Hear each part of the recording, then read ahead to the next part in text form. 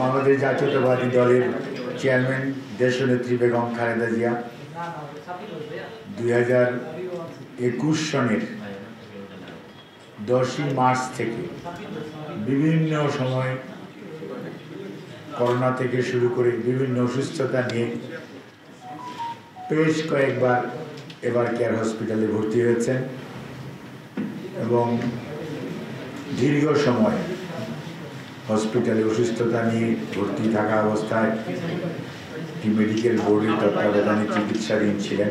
দেশের বাইরে থেকে যুক্তরাজ্য থেকে আমাদের ভারপ্রাপ্ত চেয়ারম্যান জনাব তারেক রহমান সাহেবের সহধর্মিণী বিশিষ্ট চিকিৎসক কার্ডিওলজিস্ট ডক্টর জুবাইদা রহমান এবং আমেরিকা থেকে professor doctor Habibur Rahman professor doctor Rafiq Ahmed, Australia থেকে আমাদের ডক্টর মাজহার, আপনারা এই মেডিকেল বোর্ডের মধ্যে সম্পৃক্ত ছিলেন।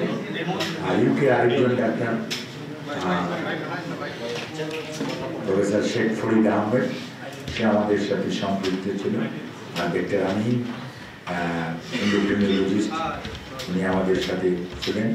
আর ম্যাডামের চিকিৎসক ডক্টর মামুন সার্বক্ষণিক ছিলেন। সবসময় চিকিৎসকরা বিভিন্ন সময় বিভিন্ন প্রতিকূলতা, বিভিন্ন শারীরিক অসুস্থতা পরিপ্রেক্ষিতে এক পর্যায়ে ওনাকে বিদেশে নিয়ে যাওয়ার জন্য পরামর্শ দিয়েছিলেন।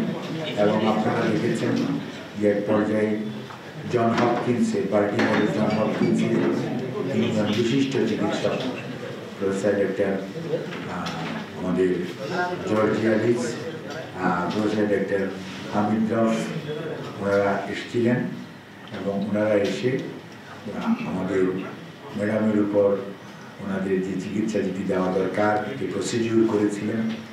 এবং আলহামদুলিল্লাহ আফটার দ্যাট, অর্থাৎ এটা ছিল 2023 অক্টোবর এবং পরবর্তীতে উনি চিকিৎসাধীন অবস্থায় বাসায় আছেন। ওনাকে ইনশাআল্লাহ বিভিন্ন শারীরিক সীমাবদ্ধতার কারণে হয়তো বিভিন্ন সময় আপনারা বিভিন্ন জনের কাছ থেকে ইনফরমেশন নিয়ে বিভিন্ন ডেটের কথা বলেছেন, অমুক দিন যাবে, সেদিন যাবে। ঠিক ম্যাডামের শারীরিক সুস্থতার উপর ভিত্তি করে মেডিকেল বোর্ডের পরামর্শক্রমে এই মুহূর্তে উনি সকল যে সমস্ত ফর্মালিটিজ আছে সেগুলো কমপ্লিট করে আগামীকালকে 7ই জানুয়ারি ইনশাআল্লাহ রাত 10টায় কাতার আমিরাতসের আমিরের স্পেশাল এয়ার অ্যাম্বুলেন্সে উনি ইনশাআল্লাহ ঢাকা এয়ারপোর্ট থেকে ঢাকা দোহা লন্ডন হিথ্রো এই ফ্লাইট ইনশাআল্লাহ উনি যাবেন। এবং ওনার সাথে মেডিকেল বোর্ডের 6 জন সদস্য, ওনার ব্যক্তিগত কর্মকর্তা, ওনার যে কেয়ার গিভার, ওনারা থাকবেন। আর এয়ার অ্যাম্বুলেন্সের যে চিকিৎসা দেওয়ার জন্য কাতারের আমির রয়্যাল এয়ার অ্যাম্বুলেন্স যেটা, ওটার 4 জন চিকিৎসক এবং তাদের চিকিৎসকদের সহকারী, অর্থাৎ যেটি বলে প্যারামেডিক্স, ওনারা থাকবেন। কাজেই আপনারা সবাই দোয়া করবেন যাতে যাত্রাটি সঠিকভাবে হয়, স্মুথ হয় এবং উনি যাতে লম্বা জার্নিটা সঠিকভাবে সুস্থতার সঙ্গে উনি সেখানে পৌঁছতে পারেন। এবং লন্ডনে আমরা ইনশাআল্লাহ লন্ডন ক্লিনিক বলে একটা অনেক পুরনো হসপিটাল আছে এবং সেই হসপিটালে, এটাও NHS-এর অধীনে এটা হসপিটাল, ওখানে ওনাকে ভর্তি করা হবে। উনি এয়ারপোর্ট থেকে সরাসরি ওখানে যাবেন। চিকিৎসকদের ওখানে ওনাকে পরীক্ষা নিরীক্ষা করবেন। তার পরবর্তীতে ওনাদের পরামর্শক্রমে পরবর্তী সিদ্ধান্ত গ্রহণ করা হবে।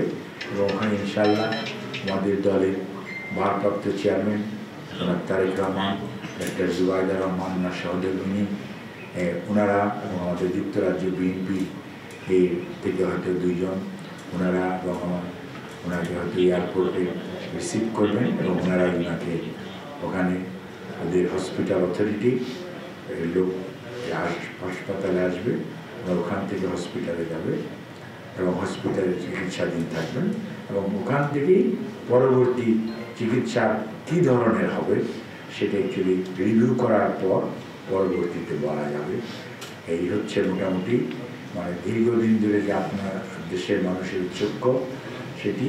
তবে আপনাদের মাধ্যমে আমরা দেশের সকল মানুষের কাছে কৃতজ্ঞতা জানাতে চাই যারা ম্যাডামের সুস্থতার জন্য আল্লাহ রাব্বুল আলামিনের কাছে দোয়া করেছেন, বিভিন্ন ধরনের মানুষ বিভিন্নভাবে প্রার্থনা করেছেন, তাদের সবার কাছে দলের পক্ষ থেকে আমরা কৃতজ্ঞতা জানাই, ধন্যবাদ জানাই।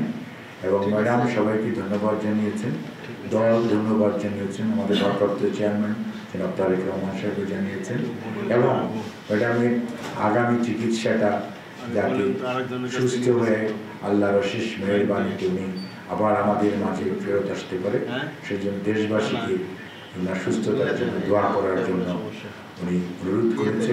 দলের পক্ষ থেকে আমাদের চেয়ারম্যান, মহাসচিব সহ দলের স্থায়ী কমিটি সবাই আপনাদের মাধ্যমে দেশবাসীর কাছে দোয়া চেয়েছে। ওনার পরিবারের সদস্যরাও ওনার সুস্থতার জন্য দোয়া করেছে এবং ম্যাডামের সাথে ওনার ছোট ছেলে মরহুম আরাফাত রহমান কোকর সহধর্মিনী শামেলা রহমান উনি ওনার সাথে যাবেন। আর এই হচ্ছে আপনাদের আজকে জানানোর মতো বিষয়। এর বেশি কিছু এই মুহূর্তে আর বলা যাচ্ছে না। আমরা আপনাদের সহযোগিতা চাই।